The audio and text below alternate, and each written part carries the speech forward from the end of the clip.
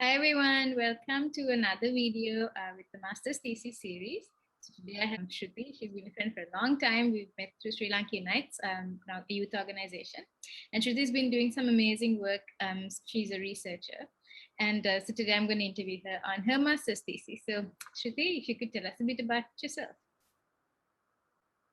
Yeah, thank you, Neluni, and I'm also so glad that we met through Sri Lanka Unites and for the many years of friendship. As Neluni said, I'm Shruthi De Visser, and I am a researcher. I consult on issues that are related to transitional justice, gender, and peace building.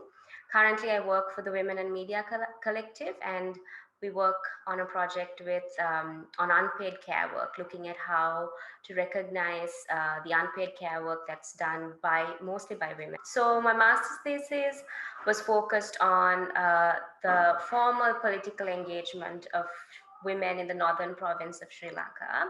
It was part of my master's towards the gender and women's studies degree. And the thesis looks at their experiences. It's a qualitative analysis and how it can inform the broader dialogue of women in politics, drawing from their experiences. So what is the study context? So the context that the study is based on is post-conflict Sri Lanka in the northern province. What are women's experiences like in 3 different districts in the northern province in formal electoral politics? So that is pretty much running for elections, because politics itself is along a spectrum. It can be both informal and formal, but I'm specifically looking at their engagement in running for elections. Some of them won in the elections that they ran for, some of them lost. So there is a wide sample of that.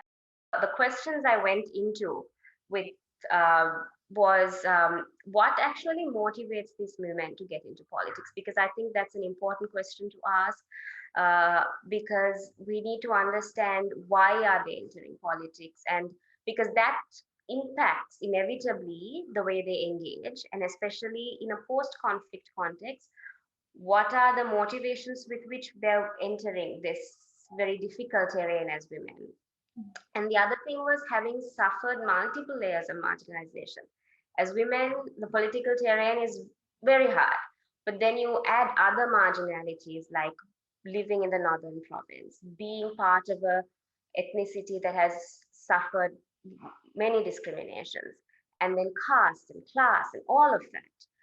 In the midst of that, what are some unique challenges northern women are facing in comparison to all other women who are entering politics?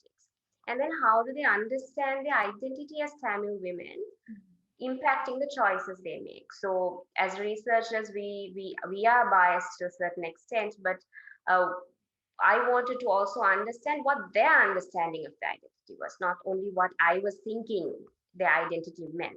So what about the methodology?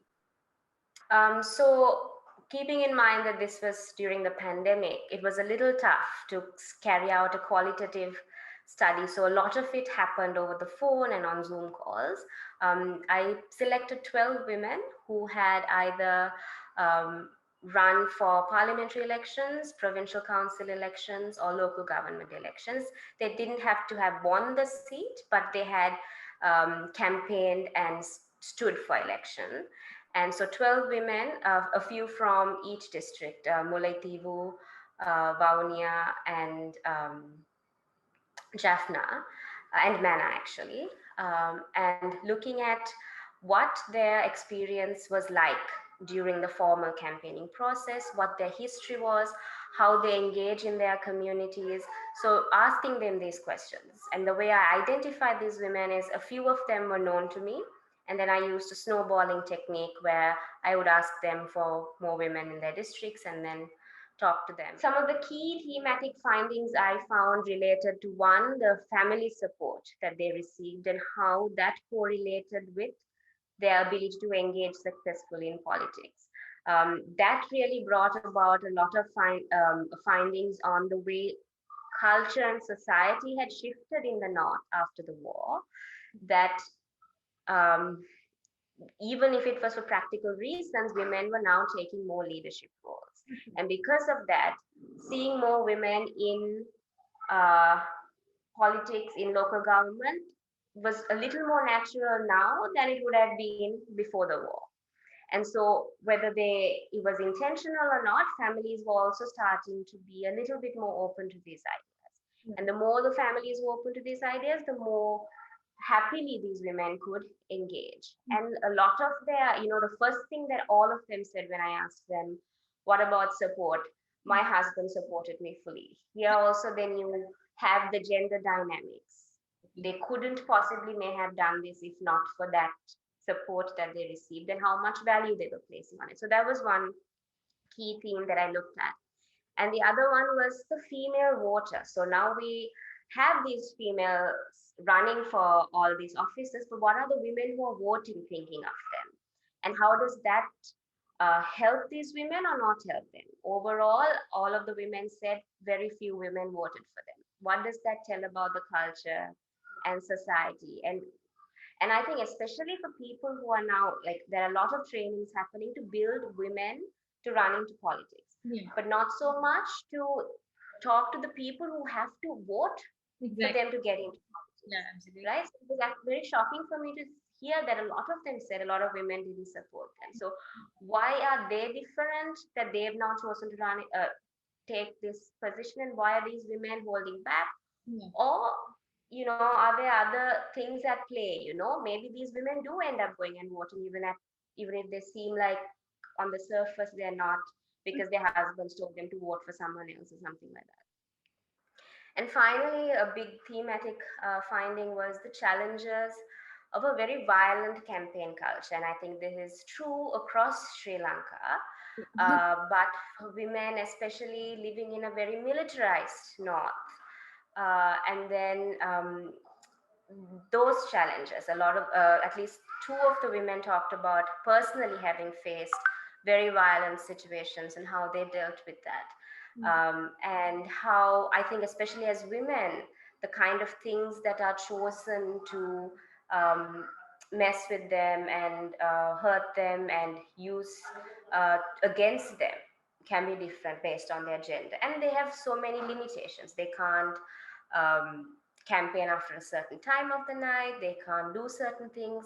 So all of that and all of that how plays into the violence against them, both seen and unseen, was another key thematic finding.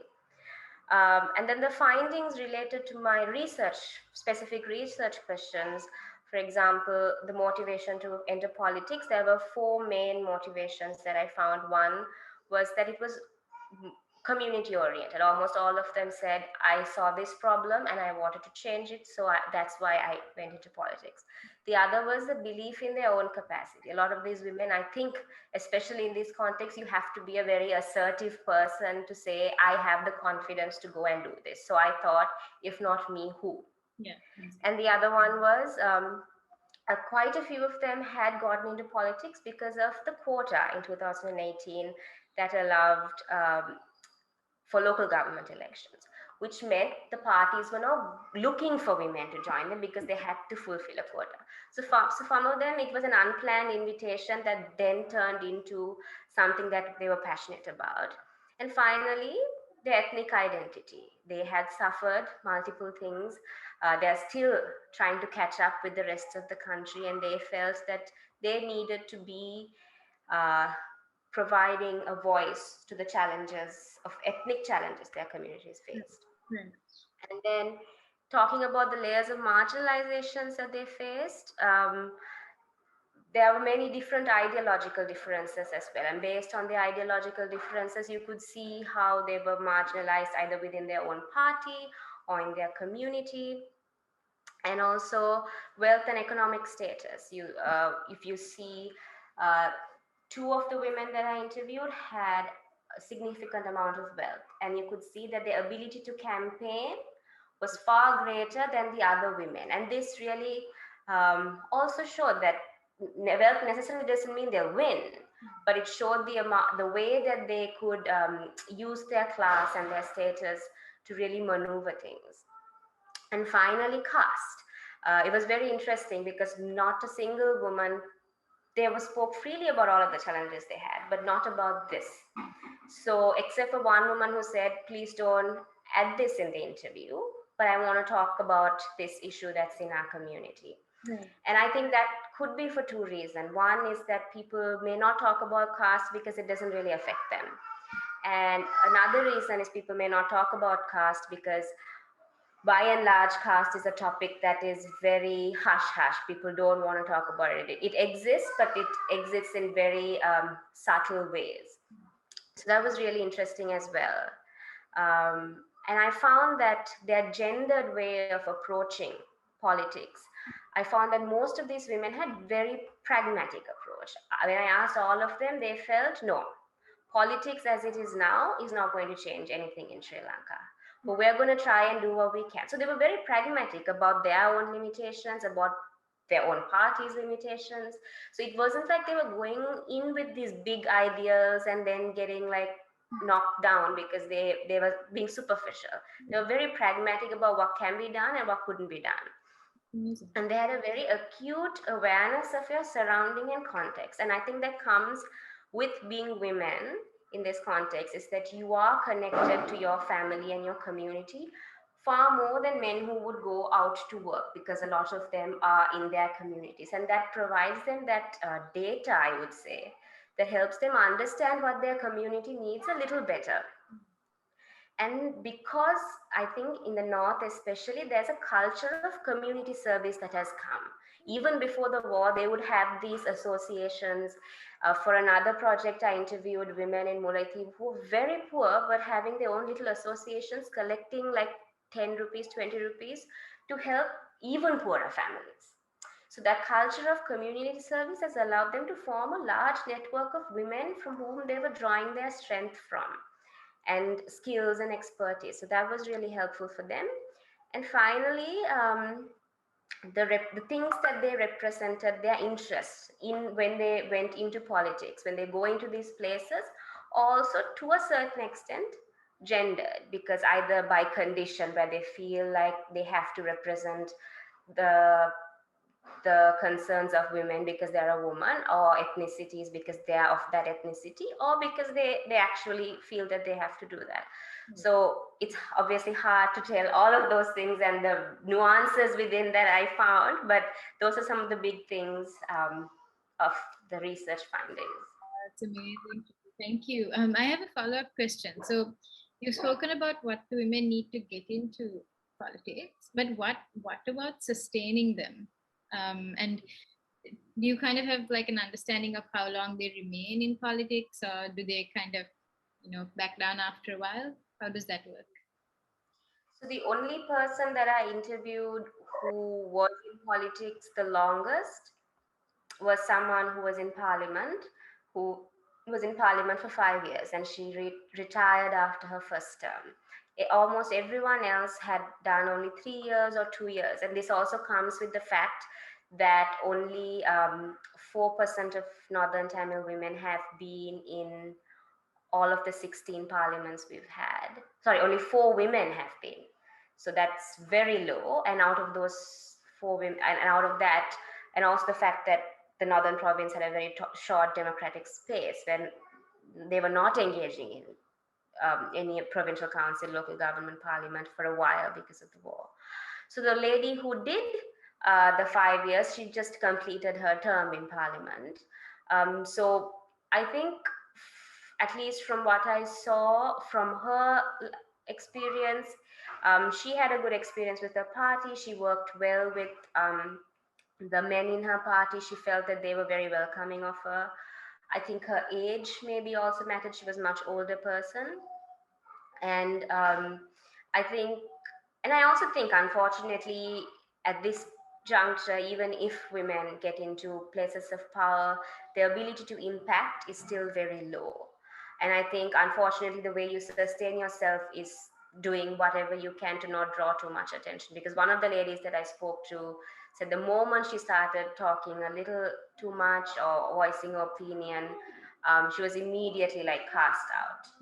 So it's not the best way of sustaining yourself right now, but in the context that is to kind of play by the rules that have been set for you.